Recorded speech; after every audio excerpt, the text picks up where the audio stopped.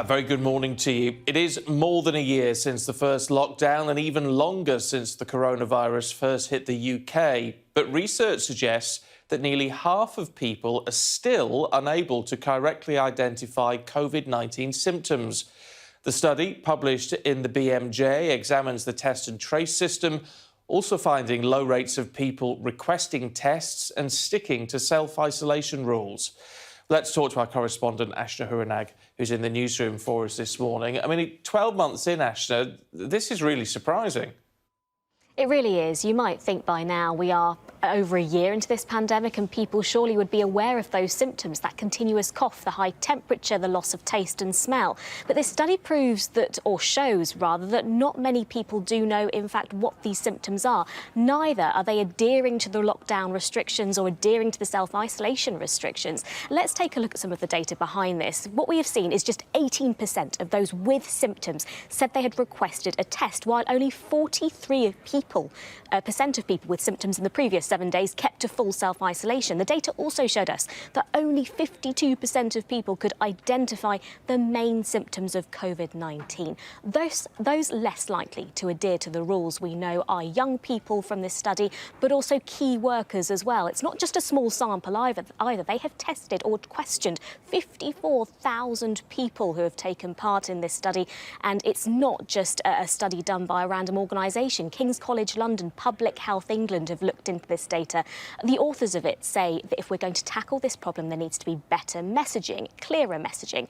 But we are almost after a year into this pandemic, and there has been so many government campaigns, so many public figures fronting those campaigns, and it really comes down to the crux of this could undermine the test and trace system entirely, which we know is incredibly expensive. £37 billion it is costing us, but also we are approaching the opening up of the country even further. OK, Ashna, thank you. Well, the Labour leader, Sir Keir Starmer, says he believes the British people won't want vaccine passports if the virus is brought properly under control. The government's considering a passport scheme for pubs and venues like sports events and music festivals. Well, our political correspondent, Kate McCann, is here. Interesting that this comment comes off the back of what we heard from Spain yesterday, saying they're getting digital passports ready in June. Why does Sir Keir think this is such a bad idea? Well, he says there will be a British sense that actually it's not the right thing to do. And in that interview in The Telegraph, he said, "My instinct is that as the vaccine is rolled out, as the number of hospital admissions and deaths go down, there will be a British sense that we don't actually want to go down this road." And I think really what he's saying is that the government is aiming to vaccinate all adults by around summertime, the end of June. And at that point, that's when realistically you could introduce this kind of passport. But actually, if everybody's vaccinated, why would we need it? Now, we've seen something like this already in Israel. People have to flash their phones to get into bars and restaurants, but it's really controversial too, and there are big questions about civil liberties. The next stage of this, though, is whether or not employers might ask their staff to get vaccinated in order to come back to work. And actually, I was chatting to a business in London, Pimlico Plumbers, just the other day about this, because it's something they have decided to do. Good afternoon. Thank you for calling Pimlico. You're through to Louis. How can I help? You could be forgiven for thinking this footage was shot before the pandemic hit. But staff at this busy call centre in London have managed to carry on almost as normal throughout the last year. No problem at all. That's certainly something we can help you with, madam. Pimlico Plumbers has spent thousands to make this happen, testing staff and visitors on site regularly. Now they're going one step further and insisting all employees have the COVID vaccine. For our staff, it wasn't an issue. You know, our staff was, we're going to get vaccinated. Other people, look, not a problem. We want to be safe. We want to be ready. We talk to our engineers. You're going into people's houses. It's very important, vaccination. Nobody's putting a pill against it. Everybody are for it. We're not going to hide the fact here that anybody who now comes onto Pimlico as an engineer, if you haven't had the vaccination, then you won't be coming on board with us. Getting staff back to work is going to be one of the biggest questions employers face over the coming months. Now, you can spend a lot of money on glass screens and COVID testing, or you can insist that your employees have the COVID vaccine. But doing that is going to create some huge moral and ethical questions. Ministers are discussing the use of vaccine passports to get into pubs and restaurants like this system already in place in Jerusalem, but there is strong opposition. Making the jab compulsory for staff at work would be an even bigger step. I think there are some quite troubling ethical questions here, because we're getting into a situation where people will have to use their health status as quite literally their passport into ordinary social activities. Now, I can understand the stated aims of this, but it does give rise to potential discrimination. It also gives rise to a potential two-track society, people who can and people who can't be vaccinated. And for employment unions, this so-called jabs for jobs policy is not the answer. Look, firstly, we agree vaccines are very important and we encourage all our members and the public to get vaccinated. But we're very, very clear, this should be a persuasion of people, education of people, not enforcement. And we're really opposed to enforcement. Whatever employers do, there will be a trade-off. Insisting on vaccines could put businesses in legal hot water and spark a civil liberties backlash. But without proof of immunity, social distancing, masks and other measures are here to stay. And all of those have costs which we will all have to bear. Kate McCann, Sky News.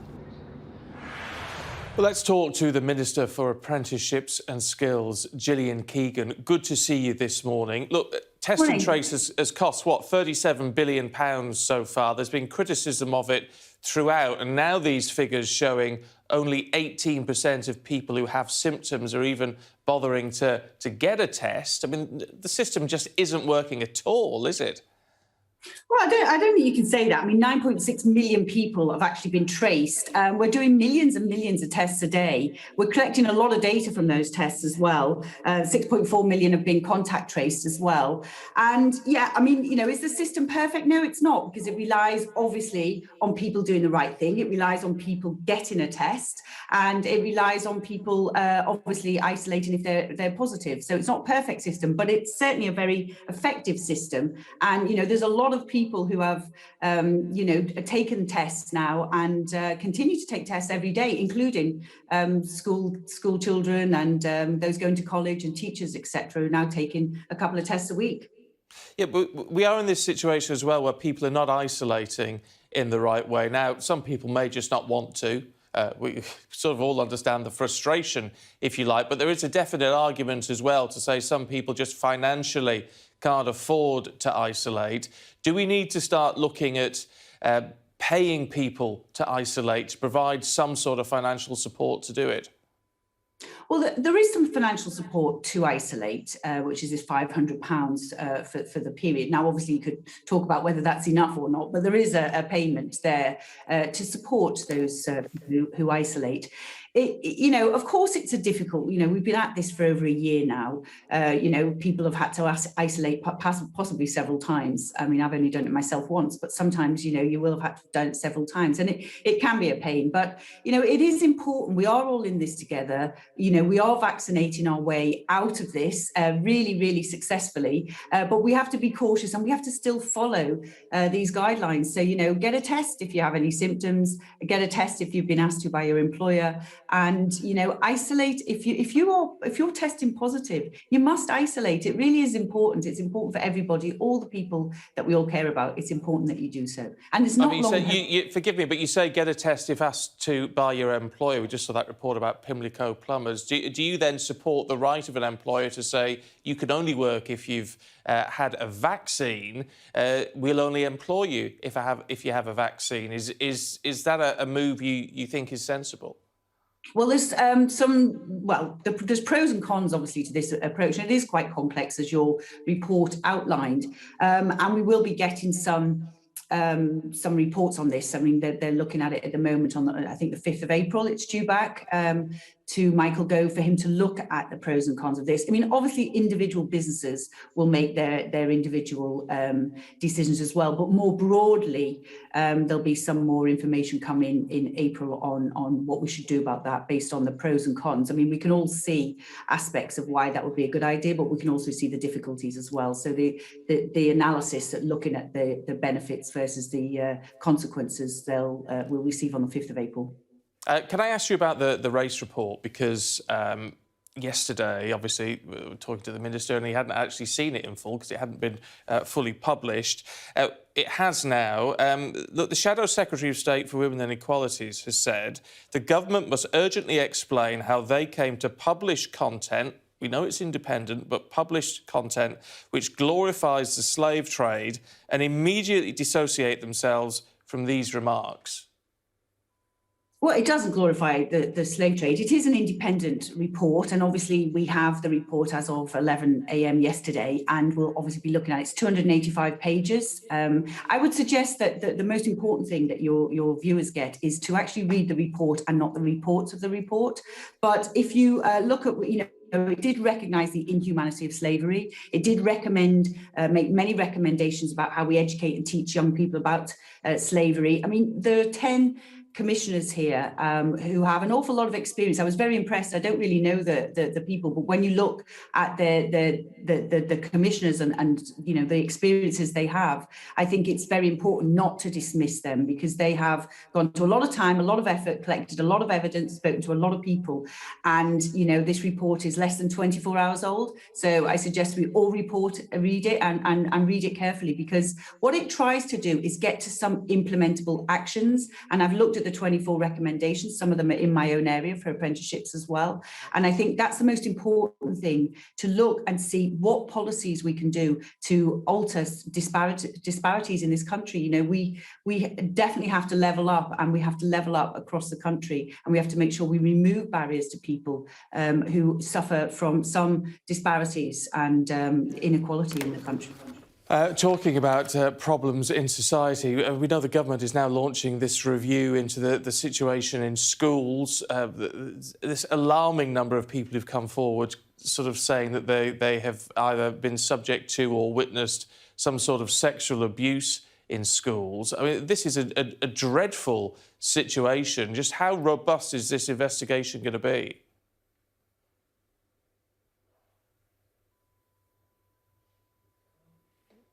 Minister? No, I think she's gone. There you go. Well, that's technology for you, but not to worry. We still got some really interesting points, didn't we, out of it, particularly about the test and trace system. What do you think, though? I'd love to know your thoughts on what you actually think about the number of people who do not understand what the COVID symptoms are. Only 52% say they do. After 12 months of living with this, at Sky Stephen, it'd be good to hear from you. Now, just after past, I'm going to be talking to the Welsh First Minister, Mark Drakeford, as the country sets out new dates in its way out of lockdown. Should the government be doing more to help the travel sector get back on its feet? We'll be getting the thoughts of the Heathrow Chief Executive, John Holland-Kay, at 8:20. And at 9:40, I'll be talking about a new cat rehoming service responsible for finding a record 20,000 felines a home over the last year. Now, 4 people, including a child, have been killed in a shooting in California. Police in the city of Orange, a suburb of Los Angeles, say shots were still being fired as they arrived at a 2-story business complex on Lincoln Avenue. A 5th person was injured and the police shot and wounded the suspect. Both are now in hospital. Authorities say there's no further threat to the public at this time, but this is the 3rd deadly mass shooting in the United States over the past 2 weeks. Well, in a tweet, the Governor of California, Gavin Newsom, said, "Horrifying and heartbreaking. Our hearts are with the families impacted by this terrible tragedy tonight." Police searching for the missing student Richard Okorogai are conducting searches in Essex. The Metropolitan Police have released some CCTV footage of the 19-year-old in Loughton in the early hours of Tuesday, the 23rd of March. He was seen leaving his home on Ladbroke Grove in West London the evening before. The newly released images show him walking alone on Smarts Lane towards Epping Forest at 12:39. Government sources have told Sky News the flagship UN Climate Change Summit, due to be hosted by the UK, may have to be delayed or radically altered because of the pandemic. Number 10 says the Prime Minister is determined that the COP26 summit is held face-to-face. However, the pandemic's development in parts of the world have concerned some in government who've said there are currently too many uncertainties. The jury in the trial of Derek Chauvin, the former police officer accused of murdering George Floyd in Minneapolis, has been shown footage from cameras worn by the 4 officers who arrested Mr. Floyd in May last year. It shows Mr. Floyd begging officers not to shoot him after he was stopped for allegedly trying to use a fake $20 note. This report from our US correspondent Greg Milam does contain scenes that you may find distressing. Stay in the car. Let me see your other hand. I'm sorry. Let me see your other hand. Please, both hands.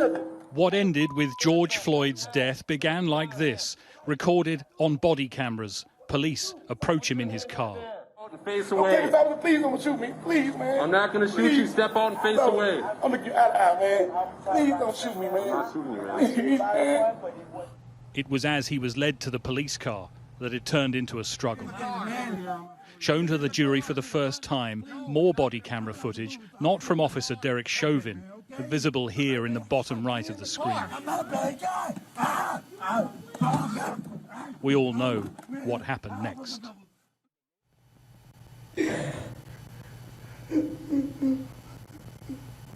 Watching it all again was clearly emotional for this witness. Oh, my. He confronted Officer Chauvin once it was all over. I gotta get him. We gotta control this guy because he's a sizable guy. Yeah, and I gotta get in the car. Looks like he's probably on something. It is the first time we've heard Derek Chauvin's explanation. Why did you feel the need to talk to Mr. Chauvin? Because what I watched was wrong. And did you feel it was important to tell him that? Yes, ma'am. Earlier, we'd seen images of George Floyd inside the shop where he'd appeared under the influence and paid with a counterfeit banknote. The cashier said he now regretted raising the alarm. We saw you standing there with your hands on your head for a while, correct? Correct. What was going through your mind during that time period? Disbelief and guilt. Okay. Why guilt? If I would have just not taken the bill, this could have been avoided. The story of that day is what this trial is all about. 10 months on, where it all happened is now a shrine as America relives the last moments of George Floyd's life. Greg Milam, Sky News, Minneapolis. Environmentalists are warning that new plans to drill for oil in Namibia risk damaging one of the world's most ecologically important landscapes. Northern Namibia is known for its extraordinarily rich habitat for wildlife, home to some of the rarest and most precious creatures on Earth.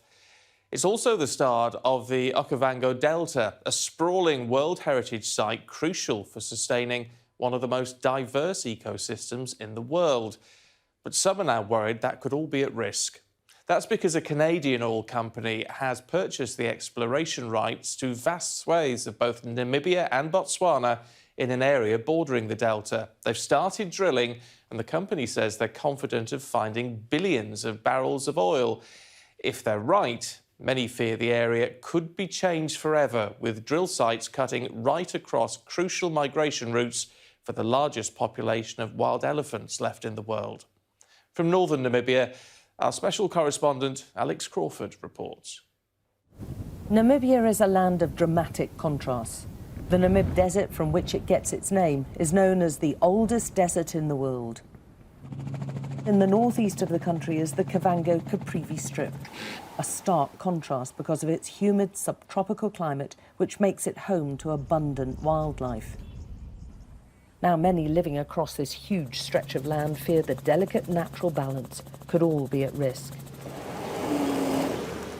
The Marwano family live in the shadow of a massive exploratory oil drill. It's in what used to be their backyard. Land, they say, was given by village elders and was once filled with crops and livestock. Andreas Marwano took us through his small field of maize to show us what's there now. I'm powerless, he told us. I cannot do anything.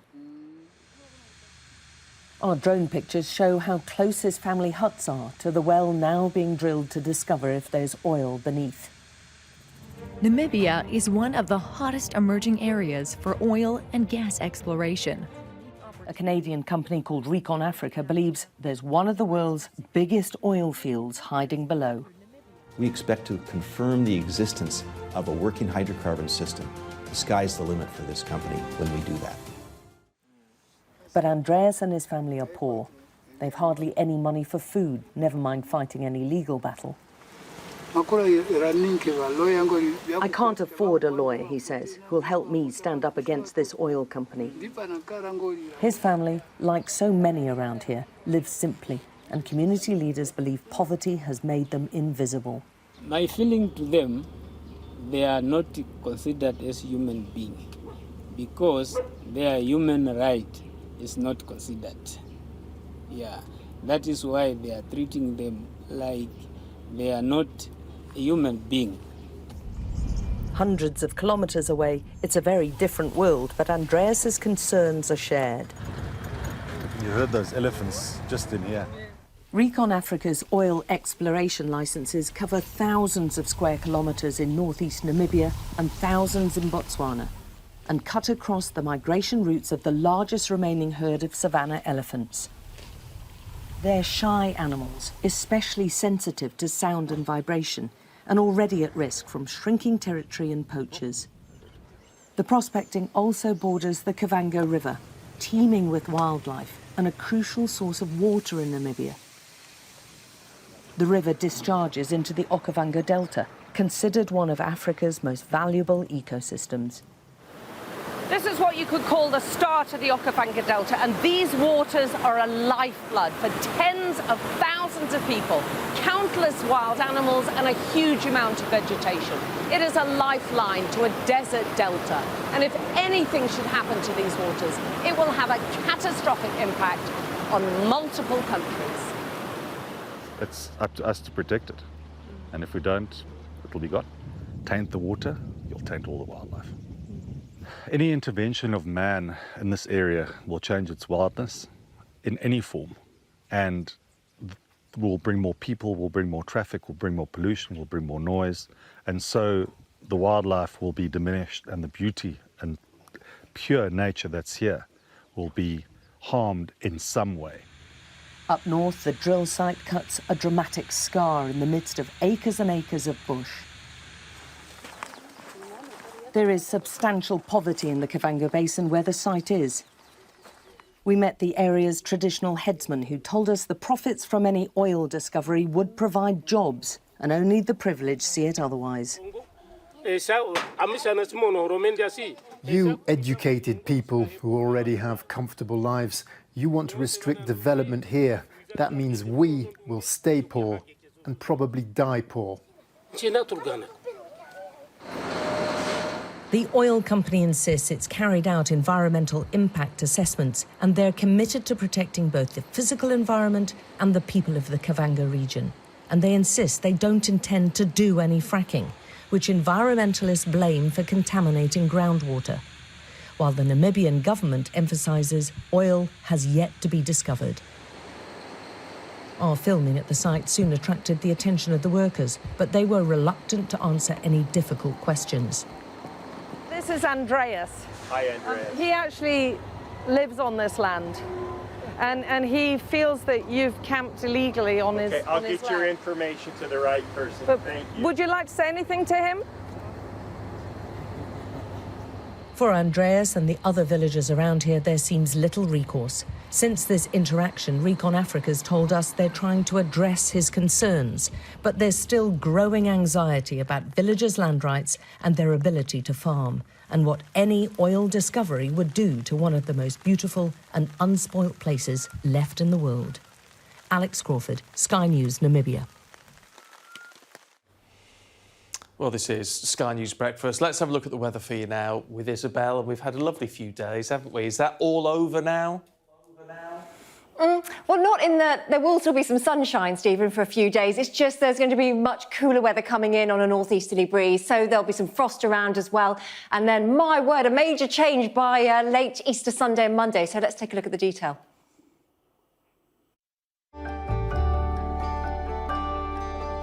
Look forward to brighter skies. The weather, sponsored by Qatar Airways.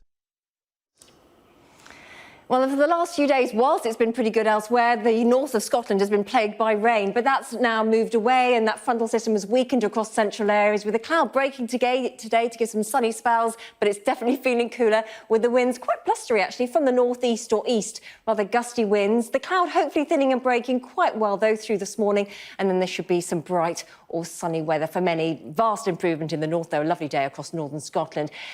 Mostly cooler, but in Scotland in the north, feeling probably a little more pleasant than recent days. In the southwest, still up to about 18 to 20 Celsius. But that's it, really. Tonight, there'll be some frost across western areas under clear skies. The northeast will be cloudier. And as we start the Easter weekend, fairly promising. Big changes later, though. More details later. The weather, sponsored by Qatar Airways. Isabel, thank you. Still to come for you this morning. I'm going to be talking to the Welsh First Minister, Mark Drakeford, who's set to announce more measures for easing lockdown restrictions later on today.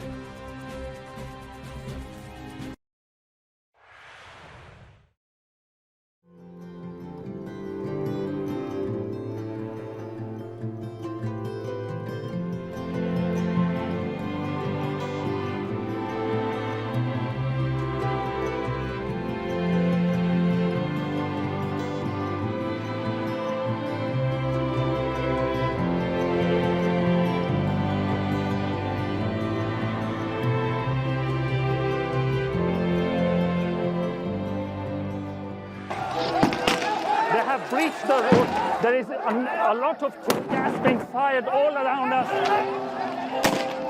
India's fatality rate is less than 2%, one of the lowest in the world. The concern here is that the public healthcare system is inadequate. It is an absolute carnival kind of atmosphere out here for Prime Minister Modi's decisive victory.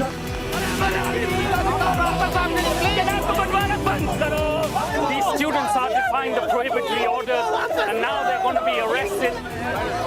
We aim to be the best and most trusted place for news. The roads have been inundated. The only way out is to get people by boat. What is feared that over 200 people might have died because of these landslides. This on any given day would have been bustling with people, but today it's absolutely deserted. This is one of the most sensitive areas of northeast Delhi where there's been clashes. I'm Neville Lazarus and I'm Sky's reporter based in Delhi.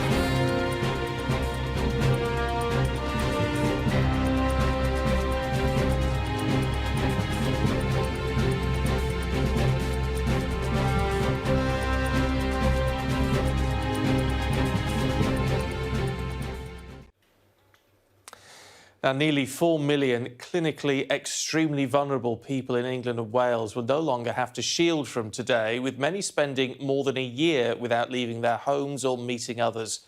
But this change of advice won't necessarily lead to an immediate change in lifestyle, as some remain nervous about the virus. Ali Fortescue reports. It's been a year spent behind closed doors. Up and down the country, we've been inside, at home, locked down and isolated. And no one more so than the millions who've been shielding. So although I have my own annex here, I've actually spent a lot of this last year in my grandparents' side of the house. Like Chloe, who has muscular dystrophy. Hello. Hi. How are you doing? From today, like 3.7 million others who are clinically extremely vulnerable, she won't have to shield anymore. I just feel like I woke up on Christmas Day. It's that one day of the year where you really just enjoy being with friends and family, and that is exactly what it feels like. And I'm going to enjoy that for a few days. I'm going to enjoy this moment in this bubble. The advice is still to minimise social contact and work from home where possible. But for kidney recipient Matt Hemming, also on the shielding list, the prospect of going back to work as a bus driver is worrying. I suppose just like I don't really understand why it ends overnight. I feel it should be more kind of drawn out. More precautions, like let it go slower. I don't yet have a date for the second vaccine. And my consultant has advised me to not return to work until at least 3 weeks after I've had my second dose. So what would your advice be to people who are shielding and don't quite feel ready to go back to work yet? I think the first thing to say is it doesn't need to change immediately. So some people might have been working from home, and that might be the best thing for them to keep doing. Employers should be making adjustments and taking into account that this is a difficult situation for someone who might not have been in the workplace for a long time. But we know that there are options and those adjustments can be made safely. The people I've spoken to who've been shielding were genuinely frustrated, particularly at the start of the pandemic, with the clarity of message coming out of government and how well informed they were being kept. That, I'm told, has improved. But as the whole country very slowly comes out of lockdown, there are still many who do not feel safe coming out of isolation. It is hard not to see the moment the most vulnerable are allowed out of their homes as something positive. But restoring freedoms doesn't necessarily mean confidence in the world outside. Ali Fortescue, Sky News. Now, the First Minister of Wales will set out more measures to ease lockdown restrictions later on today. So let's have a look at some of the key dates for you. In 11 days, travel between Wales and the rest of the UK is expected to resume. On the same day, all school pupils will be able to return to face-to-face teaching. For universities, well, it's going to be a mixture of face-to-face and online learning. Outdoor pubs, cafes and restaurants could reopen from the 26th if infection rates remain low, while gyms, leisure centres and fitness facilities may be able to open from the 10th of May.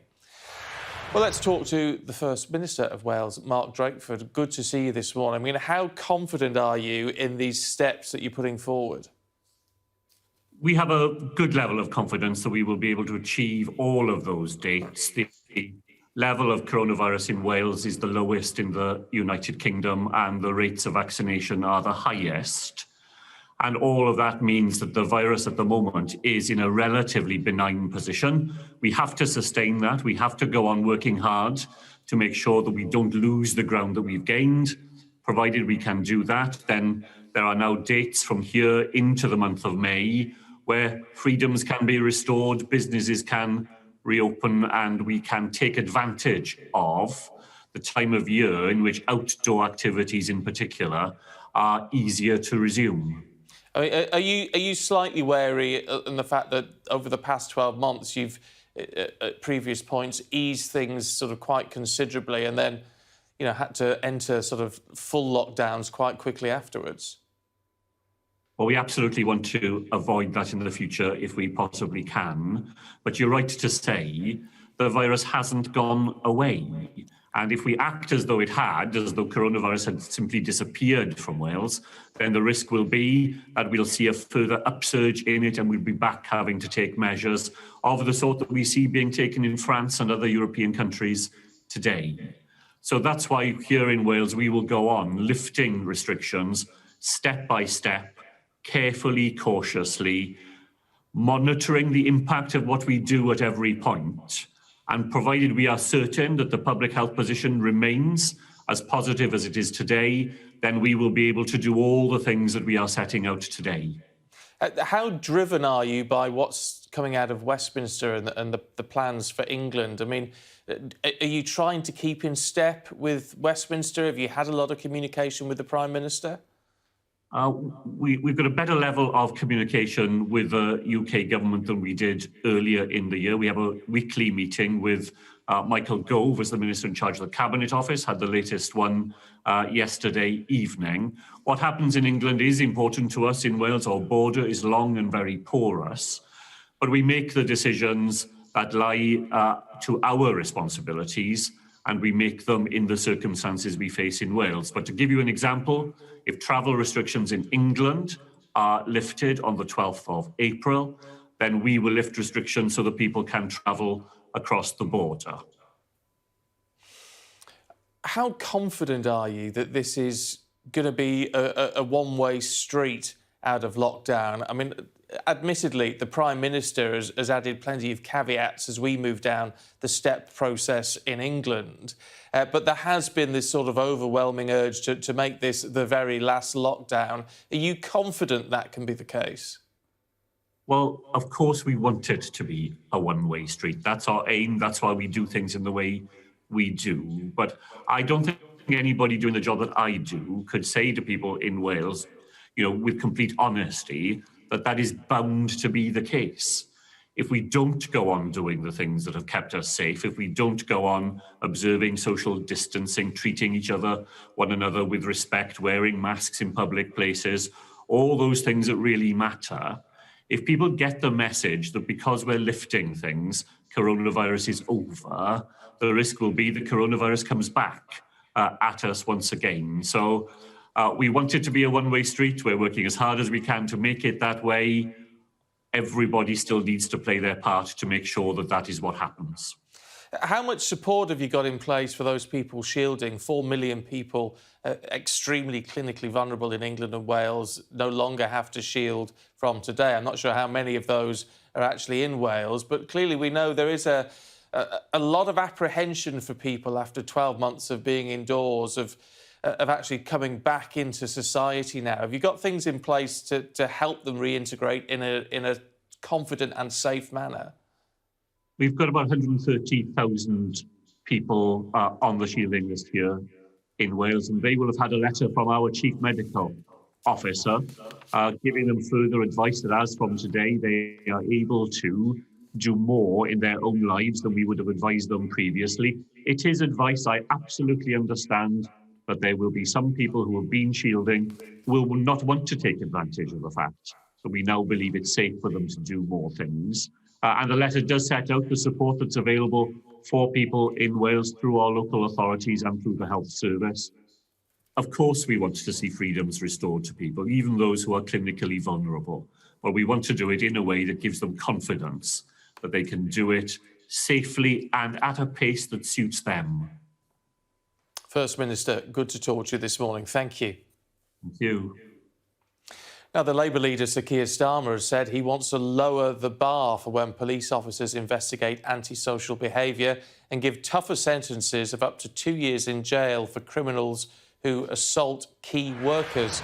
Let's talk to Labour's Shadow Home Secretary Nick Thomas-Symonds, who joins us now. I mean, determined to get tough on these people, it would seem. Well, look, I think in terms of antisocial behaviour, Keir is absolutely right, because we have a system where people's lives are frankly being made hell by low-level antisocial behaviour that isn't necessarily considered a crime. And then you have people who are living their lives with this going on. They need to be in a position, as Keir has set out, to be able to actually have the rights that other victims do, to be able to go to a senior police officer, for example, and try to get the decisions in their case reviewed. So it's recognising the impact on quality of life that is having. And with regard to your second point, with regard to sentences for emergency services workers, that's something Labour has been arguing for a number of years. My colleagues Holly Lynch and Chris Bryant tried to persuade the government 3 years ago that there should be that 2-year sentence for assaults on emergency service workers. The government seems now finally to want to introduce that, but they need to go wider. We need as well to recognise the abuse that, for example, shop workers have suffered throughout the pandemic and put those sentences in there as well. But alongside that, we will always tackle the causes of crime as well. And we know that preventative services, including, for example, things like youth clubs, have been so badly cut over the past 11 years. OK, let's talk about COVID, can we? Because Sir Keir Starmer's come out with this comment that COVID passports are sort of not within the nature of the British people. Is that a little bit strange to come out with that at a time when, you know, I mean, the idea certainly is, and right across Europe, of course, that the idea of COVID passports could help businesses reopen, communities reopen, and keep people safe? No, I mean, I've had these discussions over a period of time with Keir, and let me just explain precisely what he was saying. Firstly, internationally, it's, I think, inevitable. The Prime Minister has said that the use of, vaccine passports, vaccine certificates, there's a precedent for it with things like yellow fever, internationally to open up international travel in due course is something that the government should be getting ahead of. Domestically, it is a far more complicated picture. There are huge ethical, legal, and moral considerations that we have to look at. And what Keir was saying yesterday is, let's focus, absolutely focus, on the rollout of the vaccine. Let's do that. But if we get to a stage where the vaccine has been rolled out, and indeed the restrictions have been eased. We're not at that position yet, I should hasten to add. But if we get to that position, what Keir was saying is that he thinks in that situation, the instincts of the British people would be against the domestic passport. But it is a complex issue with no simple answers. It just seems a little bit strange coming from a Labour leader from a party that not that many years ago was talking about identity cards. Well, the idea of ID cards is, 14, 15 years ago now, and the world has changed very significantly since then. And we have this pandemic, and we've got to look at what are the immediate priorities and what we need to do. And as of today, yes, absolutely, the government should be getting ahead of the situation with international vaccine passports. But domestically, the priority has to be about the rollout of the vaccine. And by the way, we're talking about borders and international vaccine passports. The greatest threat to the efficacy of our vaccines could potentially come from a variant of the virus from abroad. And I think people will be astonished to learn that only 1% of arrivals in the UK at the moment is subject to a hotel quarantine. The government's focus should actually be on a more comprehensive hotel quarantine to protect our vaccine rollout and to protect the sacrifice of the British people over the past 12 months. OK, we're going to have to leave it there. Nick Thomas-Symonds, good to talk to you. Thank you. Well, still to come on Sky News Breakfast, we're going to be joined by the Chief Executive of the Nspcc as a helpline goes live today offering support to victims of sexual abuse in schools.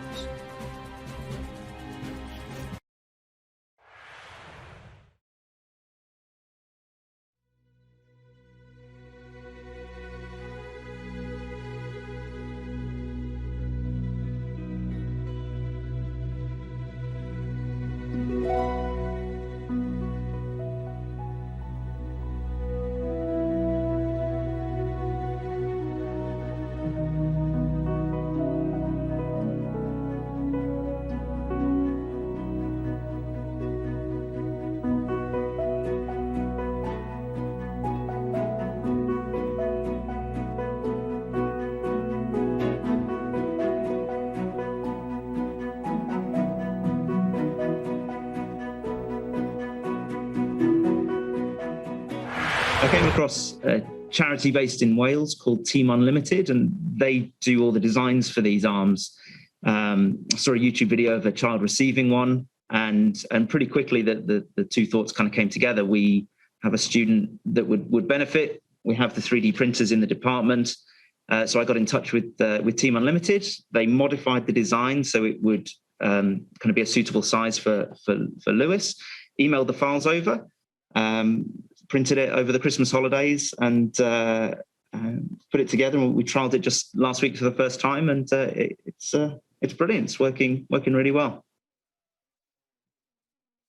The charity puts together kits that you can purchase to put it together. So the kit I think cost about £10-15, and the material was about £15. So all in 30 quid. The most remarkable thing I think is the printers behind me cost about £250. So for £300, you could go from nothing to a completed arm, which is a remarkable technology, really. Yeah, it might be something we revisit every year or so. The charity are pretty good at adapting their designs to fit. So you take measurements off. We took measurements off Lewis's right hand to ensure that the left would match. So as his right arm grows, we can retake those measurements and reprint and we'll keep doing it for a couple of years, I'd imagine.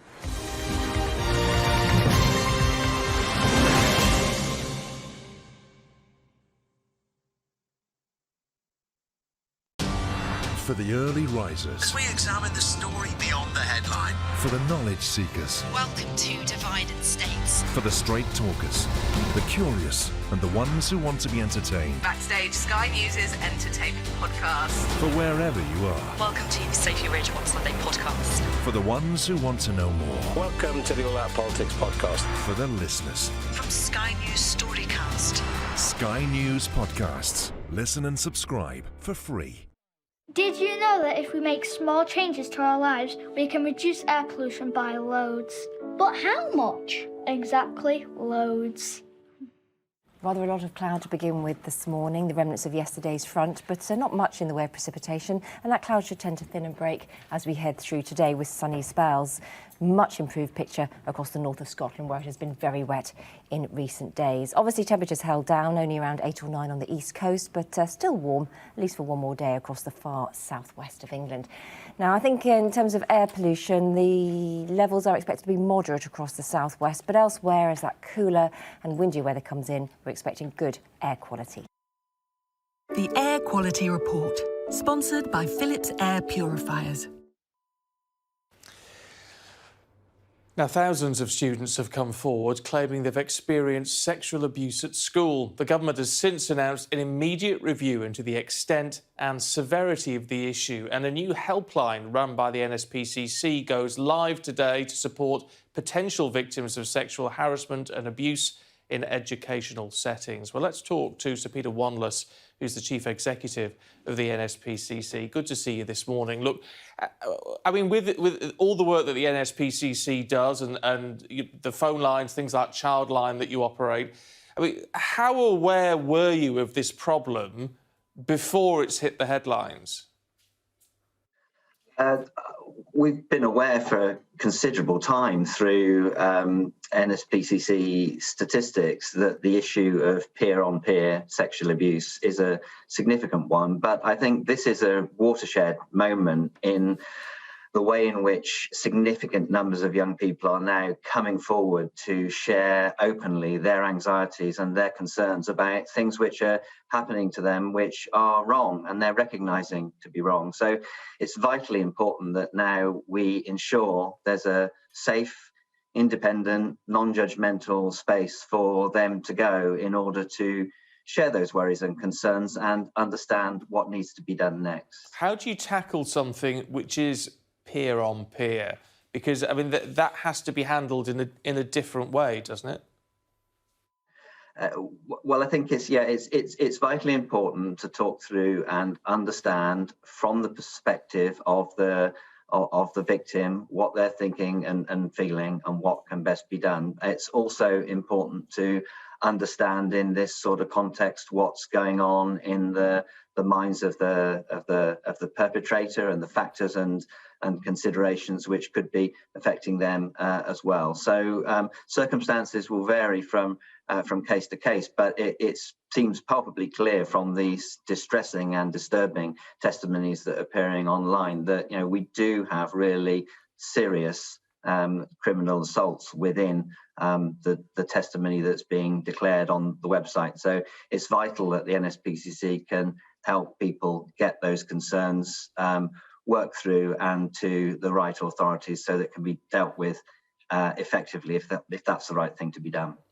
I mean, it is a very delicate situation, isn't it? I mean, you're not saying then that you think all of these claims necessarily need to be sort of pursued legally, that there may be other avenues of dealing with some of this? I think they've all got to be taken seriously, because there are young people here who are in a sense of distress and concern and want to see something done. So we need to talk and work through with them what they consider has happened to them, so we can work through what the next steps are. I mean, the government's launching a review into this to look at the scale of this and the sort of intensity of the abuse which is taking place. What sort of outcome would you like to see to this? Because it would seem, on the surface at least, that a lot of this is going to be about education, re-education, changing our approach to how we talk about these matters from perhaps a younger age. Yeah, absolutely. So the government focused particularly on what's going on in schools, and it's vitally important that we are confident that schools are undertaking consistently and effectively their safeguarding obligations. But you're right, it goes much wider than that, and schools can play a vital part in the education of young people to understand what respectful and effective relationships are. And there's an opportunity into the autumn, when relationships and sex education in secondary schools becomes compulsory, to be confident that that's being done really well, and schools are supported and encouraged to be as good as the best, because some of them are doing fantastic work in this area at the moment. Beyond that, yeah, this is an issue for society. Look, there are things which all of us can do to look up and look out for children, and to encourage a culture of respect. So schools are the focus today, but this goes very much wider. Yeah, I was going to say, but I mean, issues like, you talk about the sex education, we know that is very important, but in some respects, it is almost more important, isn't it, at an earlier age to talk about the respect and empathy part of how we behave, I would imagine. Yeah, very much so. And I think that, effective, respectful relationships, consent, having confidence in oneself and appreciating one another's, these are the fundamentals of what it means to be a decent human being. And so the more we can encourage that through lessons, through the way in which we treat one another at home, through the way in which all of us behave online, all of these are creating a kind of context which unfortunately is leading to what we can see in some instances, some really distressing and disturbing behaviours. OK, Sir Peter, I should say, thank you very much indeed. OK, let's have a look at the weather for you this morning. Isabel? Oh, yeah, I mean, I have to say, you look bright and beautiful today, as always, but it's not going to be as warm, is it, today? No, not as warm, Stephen, and temperatures really drop later in the Easter weekend, which we'll talk about just now. Let's take a look.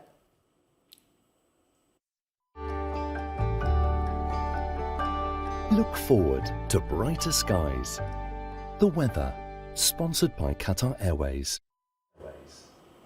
So it's a brighter picture, particularly across the north today, where we've had days of really quite dismal weather, so some sunshine there. And elsewhere, after a rather cloudy morning, hopefully the clouds should thin and break to allow some bright or sunny spells. But as Stephen said, yes, definitely cooler, 7 or 8 degrees for some northeast coast there, maybe 15 in London. The southwest doing OK, though. Blustery there, but up to 18 to 20 Celsius. Southern Ireland faring quite well for temperatures as well. But that's the last of it. That warmth ebbing away, and definitely looking for some chilly nights as well. Tonight there'll be a frost in western areas under clear skies. Temperatures a couple of degrees below freezing. Eastern parts with the breeze and a bit more cloud filtering in, probably holding up above freezing. And for Good Friday, it does look as though the northeast of Scotland will be cloudier. Eastern England seeing the cloud coming and going a little, but elsewhere lovely and fine with some sunshine. Just temperatures though back to average. But I'm going to leave you with a hint of what's to come on Easter Sunday. Rain and then wintry showers following. The weather, sponsored by Qatar Airways.